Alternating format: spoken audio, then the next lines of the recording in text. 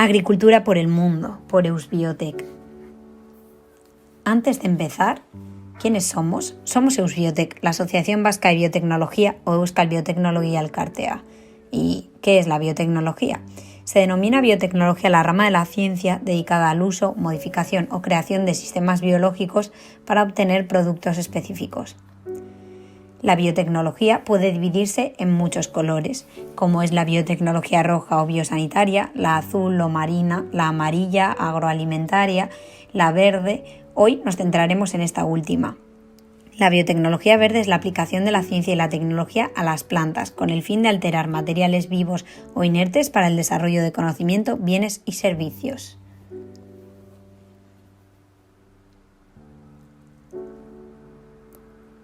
Nuestro planeta está cambiando. La composición de nuestra Tierra, nuestro clima, nuestra población. Muchos de los seres vivos de este planeta están teniendo dificultades para adaptarse a estos cambios. Hoy os hablaremos de cómo puede la biotecnología ayudar en algunos casos. Antes introduciremos algunos conceptos.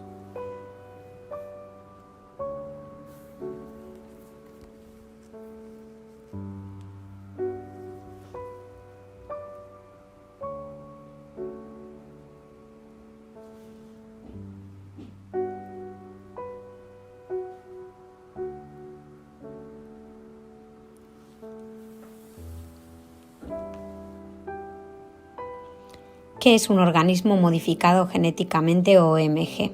Se trata de un organismo cuyo material genético o ADN o ARN ha sido modificado de alguna manera que no se produce durante el apareamiento normal. ¿Y qué es un transgénico? Es una clase de organismo modificado genéticamente. Se trata de un organismo cuyo material genético ha sido editado mediante técnicas de la ingeniería genética. ¿Es la modificación genética algo nuevo?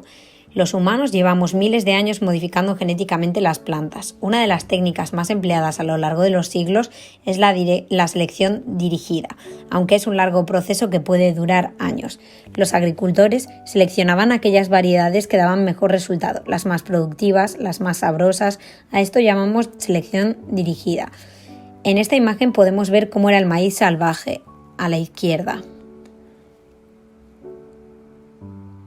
Y en esta otra podemos ver cómo era el plátano en sus orígenes, arriba. Sin embargo, hoy en día existen técnicas de modificación más sofisticadas que eliminan el tiempo de espera, como es la ingeniería genética. Mediante estas técnicas de ingeniería genética se puede modificar el material genético de un organismo de forma dirigida y precisa para que éste desarrolle las características deseadas.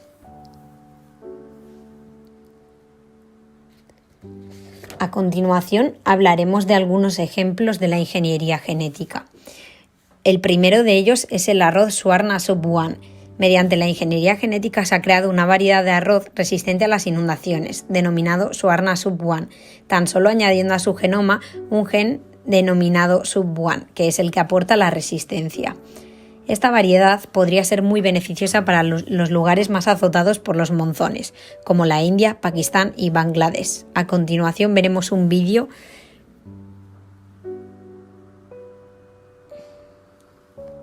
On the left you can see the Sub 1 variety, and on the right is the conventional variety. Both varieties do very well at first, but then the field is flooded for 17 days. You can see the Sub 1 variety does great. In fact, it produces 3.5 times more grain than the conventional variety. I love this video because it shows the power of plant genetics to help farmers. El segundo ejemplo es la Rainbow Papaya. En 1992, en Puna, Hawái, apareció por primera vez un virus de la planta de la papaya conocido como Papaya Rain Spot Virus. Este virus era tan agresivo que las plantas no eran capaces de recuperarse de su infección. En 1998, semillas genéticamente modificadas eran repartidas entre los granjeros, semillas de Rainbow Papaya, una variedad resistente al virus. Mediante estos ejemplos podemos ver lo útiles que pueden llegar a ser estas tecnologías para un mundo no tan lejano. Finalmente, debemos mencionar que este año el Nobel de Química ha sido para la edición genética.